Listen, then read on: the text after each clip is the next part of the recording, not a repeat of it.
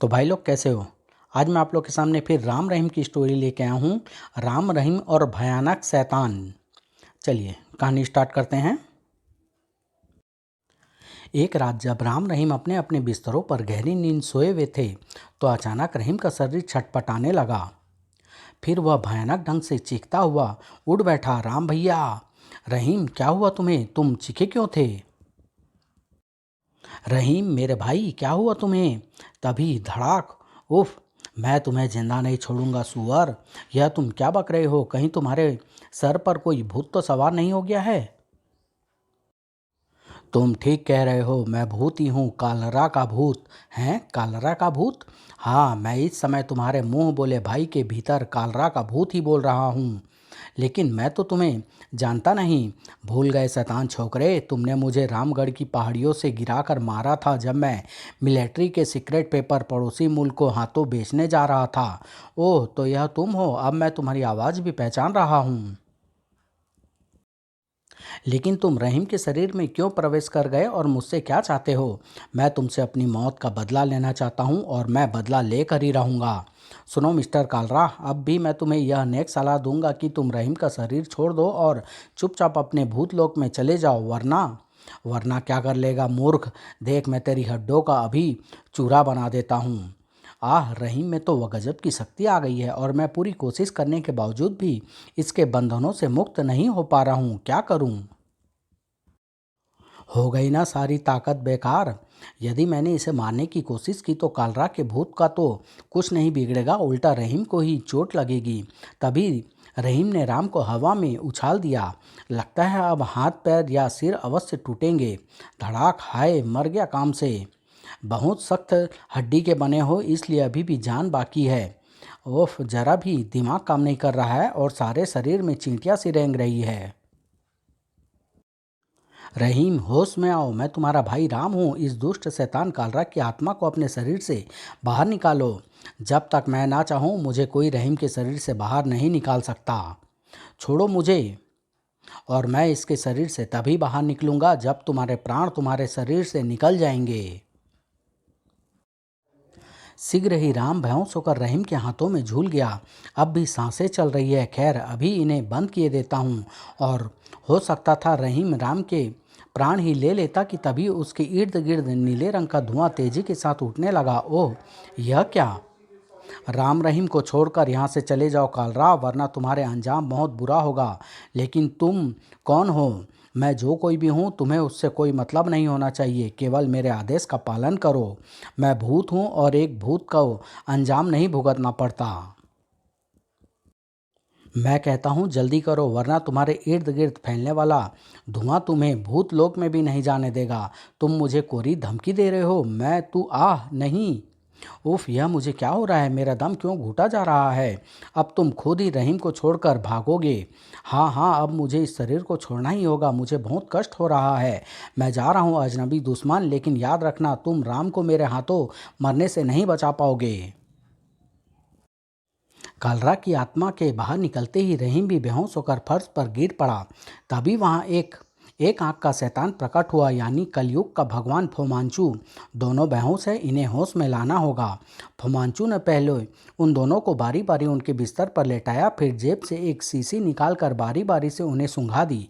शीघ्र ही दोनों उस शीशी से में भरी गंध से होश में आकर उठ बैठे। चचा, तुम? अब तुम दोनों के क्या हालचाल है मेरे प्यारे भतीजों? मैं तो ठीक हूँ लेकिन रहीम, रहीम तुम ठीक तो हो ना? हाँ, मैं तो ठीक हूँ। क्या हुआ था मुझे? अरे, यह तुम्हारे सिर से खून कैसे निकल रहा है राम भैया? भतीजे, गनीमत समझो कि राम के सिर से खून ही निकल रहा है। यदि मैं वक्त पर नहीं पहुँच जाता तो आज तुम्हारे हाथों राम का दम ही निकल जाता और तुम जेल में पड़े सड़ रहे होते। क्या? राम भैया, यह काना चाचा क्या कह रहा है? क्या सचमुच ऐसा कुछ हुआ है? हाँ, फिर राम ने रहीम को सारी बात बता दी। मैं तुम्हारा शुक्रगुजार हूँ पोमांचू कि तुमने ऐन मौके पर आकर मेरी जान बचा ली। लेकिन तुम अचानक यहाँ कैसे आ गए? मैं आजकल भूत प्रेतों व चुड़ैलों पर रिसर्च कर रहा हूँ। आज जब मैंने एक प्रेत को अपने विशेष प्लेन चिट पर बुलाया तो उससे मुझे मालूम हुआ कि कालरा की भटकती आत्मा आज रात तुमसे बदला लेने वाली है। बस मैं अपने भतीजों को बचाने के लिए यहाँ आ पहुँचा। लेकिन फोमांचू, तुम्हें हमें बचाने की क्या ज़रूरत थी? हम तो तुम्हारे जानी दुश्मन हैं, मर जाने देते हमें। भतीजे, तुम मेरे शिकार हो और एक अच्छा शिकारी अपने शिकार का किसी दूसरे के हाथों मरना कभी पसंद नहीं करता। क्योंकि तुम मेरे शिकार हो इसलिए तुम दोनों का शिकार मैं खुद करूँगा। अब यह दूसरी बात है कि मैं तुम्हें चूहे बिल्ली वाला खेल खिला कर मारूं। अबे काने चाचा, यदि तूने हमारी जान नहीं बचाई होती तो खुदा कसम मैं इसी समय तुम्हारी दूसरी आंख भी फोड़ देता। रहीम की बात सुनकर फुमांचू की इकलौती आंख लाल बल्ब के समान जलने बूझने लगी। फिर हो सकता था फुमांचू रहीम को उसकी गुस्ताखी की कोई कठोर सजा दे देता कि तभी खटखट। राम बेटा, दरवाज़ा खोलो। शायद बाहर तुम्हारी मम्मी है इसलिए मैं चलता हूँ, लेकिन रहीम तुम ध्यान रखना, मैं हर बात बर्दाश्त कर सकता हूँ लेकिन गुस्ताखी नहीं। अच्छा, कुछ समय के लिए विदा। कहने के साथ ही फुमांचू का शरीर धूमिल पड़ने लगा और फिर देखते ही देखते वहाँ से ओझल हो गया। रहीम ने जाकर दरवाज़ा खोल दिया। क्या हुआ बेटे, तुम्हारे कमरे से उठापटक की आवाज़ें कैसे आ रही थी? राम भैया गिर पड़े थे आंटी, शायद उसी की आवाज़ आपको सुनाई दी होगी। अरे, तुम्हारे सिर से तो बहुत खून बह रहा है राम, आखिर तुम गिरे कैसे? मैं बिना बत्ती जलाए टॉयलेट जा रहा था कि मेज से पैर टकरा गया और मैं गिर पड़ा और थोड़ी सी चोट लग गई। तुम इसे थोड़ी सी चोट कह रहे हो? मुझे डर है कि कहीं तुम्हें टाँके ना लगवाने पड़ जाए। ओहो मम्मी, तुम तो नहा कि घबरा रही हो। रहीम अभी मेरी मरहम पट्टी कर देगा, तुम जाकर आराम करो। राम ने समझा बुझाकर राधा देवी को वहां से भेज दिया। उसके बाद रहीम अलमारी से फर्स्ट एड बॉक्स निकालकर राम की मरहम पट्टी करने में जुट गया। राम भैया, कालरा के रूह ने जब मेरे द्वारा तुम्हारी जान लेने की कोशिश की है तो वह दोबारा भी ऐसी हिम्मत कर सकता है। तुम ठीक कहते हो, लेकिन मेरे लिए मुश्किल यह है कि उस शैतान ने मुझसे बदला लेने के लिए तुम्हें माध्यम बनाया है, वरना मैं इतनी जल्दी उससे हार मानने वाला नहीं था। खैर, कल सुबह हम प्रोफेसर दिवाकर से मिलेंगे, वे ज़रूर हमें कालरा की आत्मा से निपटने का कोई उपाय बता देंगे। चलो अब तुम आराम से सो जाओ। मेरे विचार से आज दोबारा कालरा की आत्मा तुम्हारे भीतर नहीं आएगी। खुदा करे ऐसा ही हो, वरना यदि मेरे द्वारा तुम्हें कुछ हो गया तो मैं जीवन भर अपने आप को माफ़ नहीं कर पाऊंगा। कहकर रहीम ने लाइट का स्विच ऑफ किया और अपने बिस्तर पर जाकर सो गया। शीघ्र ही दोनों को गहरी नींद ने आ दबोचा। अगले दिन सुबह नाश्ता आदि से निपट कर राम रहीम प्रोफेसर दिवाकर के घर पहुंचे और उन्हें सारी बात बताई। ऐसा होना कोई महान आश्चर्य की बात नहीं है राम बेटे। कई आत्माएं बड़ी कठोर होती है और वे तब तक इस सांसारिक दुनिया से नहीं जाती जब तक कि उनकी अंतिम इच्छा पूरी नहीं हो जाती। खैर, तुम मुझे कालरा के बारे में बताओ ताकि मैं उसके चरित्र के बारे में विस्तृत रूप से जानकर तुम्हें उसकी आत्मा से निपटने का कोई उपाय बता सकूं। तो सुनिए, मैं आपको शुरू से बताता हूँ।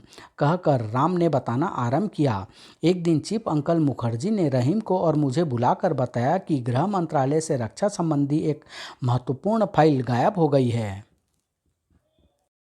सरकार को भय है कि यदि वह फाइल हमारे किसी दुश्मन देश के हाथ लग गई तो हमारे देश की सुरक्षा को बहुत बड़ा खतरा पहुंच सकता है। इस तरह उन्होंने इस फाइल को खोजने की जिम्मेदारी हम पर डाल दी। हम तुरंत उस केस पर काम करने लगे। इस समय हम कहाँ चल रहे हैं राम भैया? गृह मंत्रालय। हम वहाँ मालूम करेंगे कि फाइल की सुरक्षा की जिम्मेदारी किसकी थी और उसने अपनी जिम्मेदारी का पालन क्यों नहीं किया। लेकिन इस बात की जांच पड़ताल तो क्राइम ब्रांच पहले ही कर चुकी है और चीफ के कहे मुताबिक उस दिन वहां का वरिष्ठ अधिकारी छुट्टी पर था। लेकिन सवाल यह पैदा होता है कि वह अधिकारी उसी दिन छुट्टी पर क्यों था। मेरे दिमाग में जो प्रश्न था उसके अनुसार मैंने गृह मंत्रालय पहुंचकर उसकी खोजबीन की।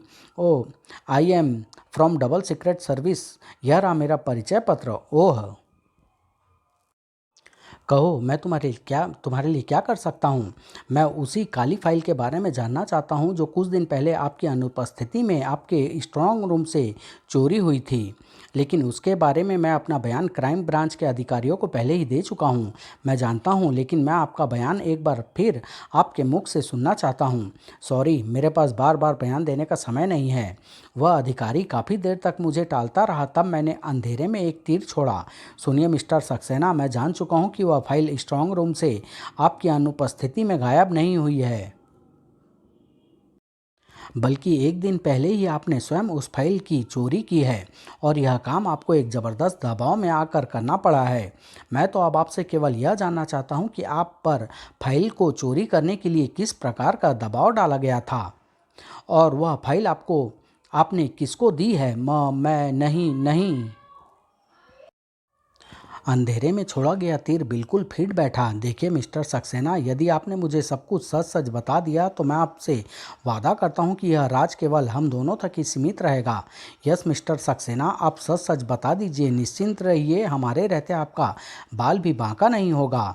आखिर वह टूट ही गया। हाँ, वह फाइल मैंने चोरी की थी और वह फाइल मैंने एक बहुत खतरनाक अपराधी कालरा को दी है, लेकिन इसमें मेरी मजबूरी थी। यह गद्दारी मुझे अपने देश से इसलिए करनी पड़ी क्योंकि उस शैतान कालरा ने मेरी इकलौती युवा बेटी का अपहरण कर लिया था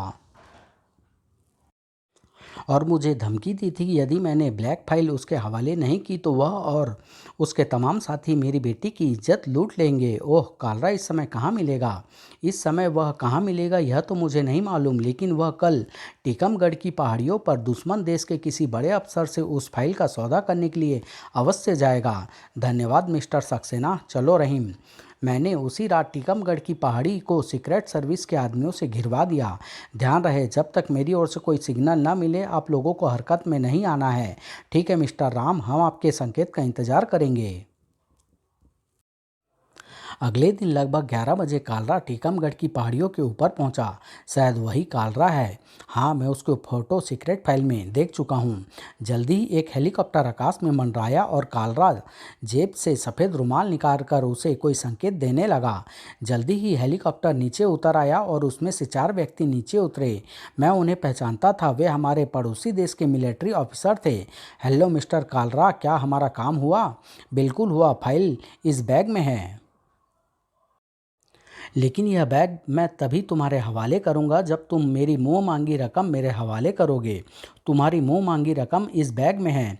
लो देखो, पूरे 5 करोड़ हैं। अब हमें देर नहीं करनी चाहिए, तुम हवाई फायर करके जवानों को सिग्नल दो, मैं इन्हें घेरता हूँ। ठीक है, रहीम ने हवाई फायर किया। बस बस हमारे देश के दुश्मनों, अब तुम्हारा खेल खत्म हुआ। कौन हो तुम छोकरे? यदि मेरी नज़रें धोखा नहीं खा रही तो यह राम है, तुम्हारे देश का खतरनाक जासूस छोकरा। क्या कहा? राम? तुमने ठीक पहचाना शैतान के बच्चे, मैं राम ही हूँ। अब तुम लोगों की भलाई इसी में है कि तुम सब अपने बैग समेत स्वयं को मेरे हवाले कर दो, वरना। लेकिन राम की बात अधूरी रह गई। धाएं बेटा, मेरा नाम भी कालरा है, इतनी जल्दी मैं किसी के काबू में नहीं आता। अब अपना अंजाम देख। लेकिन इससे पहले कि कालरा मुझ पर गोली चला पाता, धाएं। तुम लोग चारों ओर से घिर चुके हो कालरा, इसलिए आत्मसमर्पण कर देने में ही तुम लोगों की भलाई है। ओह, तुम ठीक कहते हो ना? तुम ठीक तो हो ना राम भैया? हाँ, लेकिन यदि तुमने गोली चलाने में देर कर दी होती तो यह दुष्ट कालरा मुझे जरूर यमपुरी पहुंचा चुका होता। मेजर, गिरफ्तार कर लीजिए इन सबको। अब इनकी ज़िंदगी और मौत का फैसला हमारे देश का कानून करेगा।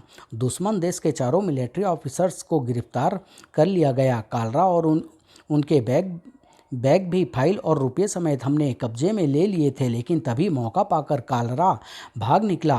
अरे, वह भाग रहा है, पकड़ो उसे। भाग कर जाएगा कहाँ? ऐसे शैतानों को तो मैं जन्मजात दुश्मन हूँ। शीघ्र ही मैंने उसे पकड़ लिया। धड़ाक, हाय, ढिसुम, उफ, तड़ाक, आह। संयोग से मैं उसे मारता मारता एक पहाड़ी के अंतिम सिरे तक ले गया था। शैतान के बच्चे, मैं तेरी वो दुर्गति करूंगा कि तू जीवन भर याद रखेगा। धड़ाक, ओह नहीं, बचाओ, ओह नहीं, और आई। हम दौड़कर पहाड़ी से नीचे पहुंचे। वहां कालरा खून से सना अंतिम सांसें ले रहा था। मैं तुमसे बदला लूंगा राम, वरना मेरी आत्मा को कभी शांति नहीं मिलेगी। बेशक मैं मौत के निकट हूँ राम, लेकिन याद रखना, तुमसे बदला लेने के लिए मेरी आत्मा हमेशा तुम्हारे इर्द गिर्द मंडराती रहेगी। और जिस दिन मुझे मौका मिल गया वह दिन तुम्हारी जिंदगी का अंतिम दिन होगा। इस तरह एक भयानक चैलेंज देकर उसने दम तोड़ दिया था, लेकिन मैंने उसके उस चैलेंज को कभी गंभीरता से नहीं लिया था और अब तक तो मैं कालरा की मौत को भुला ही बैठा था। लेकिन कल रात जो कुछ हुआ उसने मुझे बहुत कुछ सोचने पर विवश कर दिया है अंकल। तुम्हारा सोचना अपनी जगह ठीक है राम। कालरा की मजबूत इच्छा शक्ति अब भी उसकी आत्मा को तुमसे बदला लेने के लिए भटकने पर मजबूर कर रही है। अतः उसकी आत्मा फिर किसी रूप में तुम पर हमला कर सकती है, इसलिए अब तुम्हें हर वक्त सावधान रहना होगा। यह ठीक है अंकल, लेकिन आप कोई ऐसा उपाय तो बताइए ताकि मैं हमला होने पर उसका सामना कर सकूं। तुम दोनों कल किसी समय मेरे पास आना, मैं तुम्हें ऐसा ताबीज बना कर दूंगा जिसके धारण करने पर कालरा की आत्मा आसानी से तुम्हारे पास आने की हिम्मत नहीं करेगी। ठीक है, तब हम कल सुबह आएंगे। अब हमें इजाज़त दीजिए, जाओ। लेकिन मेरी एक बात और ध्यान रखना, यदि इस बीच तुम पर कालरा की आत्मा फिर किसी रूप में हमला करे तो तुम किसी धार्मिक स्थान की शरण लेने की कोशिश करना, क्योंकि धार्मिक स्थान जैसे मंदिर, मस्जिद, गुरुद्वारा, गिरजाघर में कोई शैतानी आत्मा प्रवेश करने में असमर्थ होती है। ठीक है अंकल, मैं ध्यान रखूंगा। प्रोफेसर दिवाकर से विदा लेकर राम रहीम अपनी मोटरसाइकिल पर सवार हुए और वहां से चल पड़े। मुझे अपनी योग विद्या से इन पर नज़र रखनी होगी। मुझे रहीम के आसार कुछ ठीक नहीं लगते। उधर राम रहीम दिन भर शहर में इधर उधर घूमकर अपना दिल बहलाते रहे और रात होते ही अपने घर की ओर चल पड़े। आज का दिन बहुत अच्छा गुजरा, सारा दिन मौज मस्ती में ही गुजरा। लेकिन रहीम ने कोई जवाब नहीं दिया। अरे तुम खामोश क्यों हो रहीम? और इधर रहीम, उस रात रहीम ने क्या किया? क्या रहीम के हाथों राम बच पाया? कालरा ने राम से कैसे बदला लिया? प्रोफेसर दिवाकर ने राम रहीम को बचाने के लिए क्या उपाय किया? ये सब प्रश्न का उत्तर जानने के लिए नेक्स्ट भाग का इंतजार कीजिए, राम रहीम और भूत प्रेतों का हंगामा में, जो बहुत जल्द आप लोग के सामने लेके आऊँगा। धन्यवाद।